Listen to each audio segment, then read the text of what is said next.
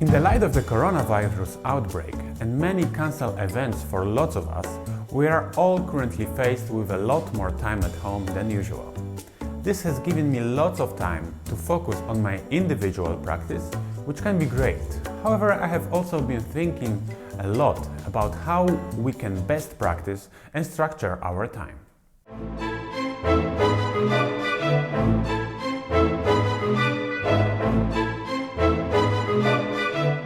In this video, I would like to share with you tips that I learned from a great musician, Wynton Marsalis, and I think they can help you to become a bit more effective in your practice.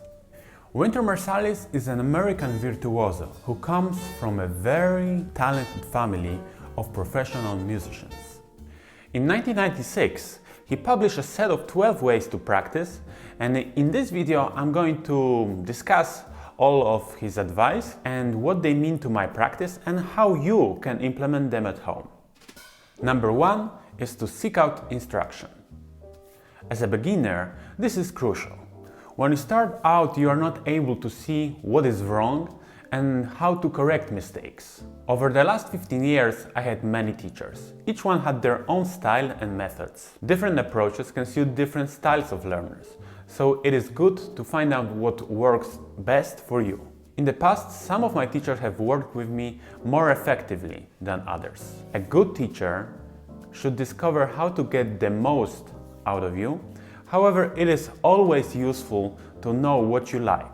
I notice that for me, the most effective way is when the teacher is able to present it to me and I simply try to copy it. But some learners can prefer to be more independent, figuring out things on their own.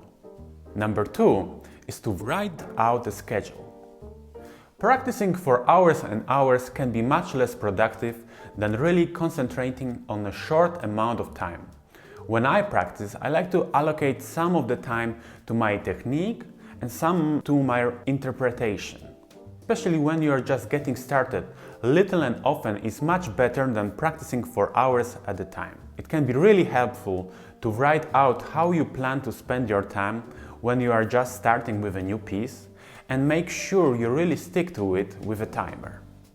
Number 3, set goals. You have to have a target to shoot for if you want to improve, and you need to set goals that are long-term. So for example, that things that are too difficult for you right now. Medium-term, I would call that things that are almost possible for you right now, and short-term, that are obtainable today. Number 4 is to concentrate. It is very easy for me to get distracted by other things during my practice.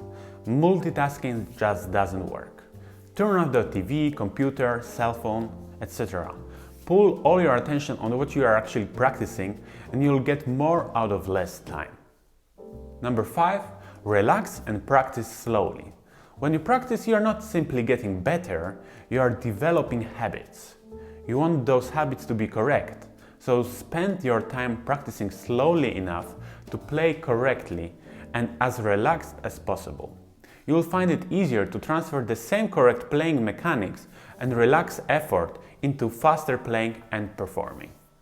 Number 6, practice hard things longer. In order to get better, you need to work on your weaknesses.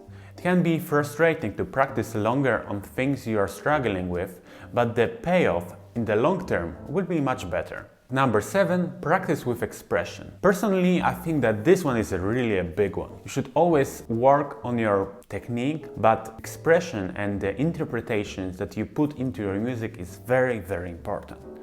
There's a time and place to take your mind away from musicality, so you can pay attention to playing mechanics, of course, but never forget that your ultimate goal is to make music. Number 8 is to learn from your mistakes. Try to be honest with yourself. It's also easy to get too down on ourselves when we recognize our failures.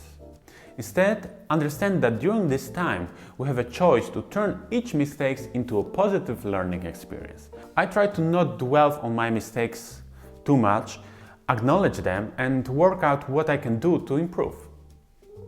Number 9, don't show off. This one is similar to point number 6. It's fun to play when we can already do well, but this isn't practicing. It's actually showing off. You are not supposed to sound great in your practice room.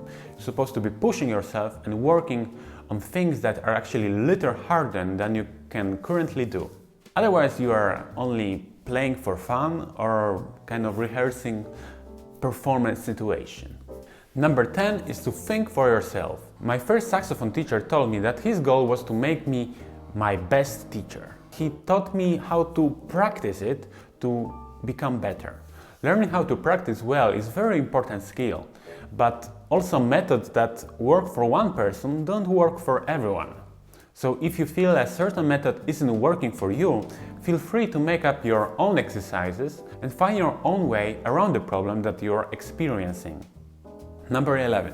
Be optimistic. Having a positive attitude about yourself and your goals will go a long way in not only making it more fun, but also in your willingness to put time in your daily practice. Number 12. Look for connections.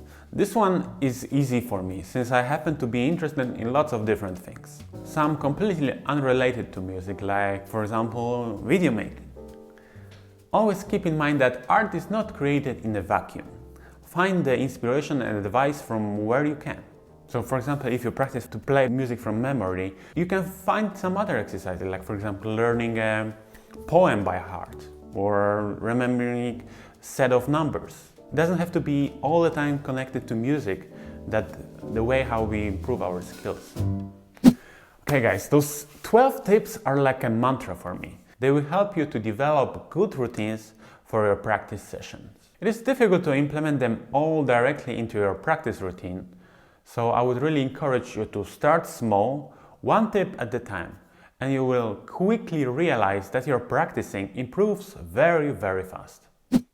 If you find this video helpful, please consider leaving a like or a comment. You can also subscribe to our channel and don't forget to hit the bell button so you don't miss any new videos. Thanks for watching, that's it from me, play in tune and see you the next time.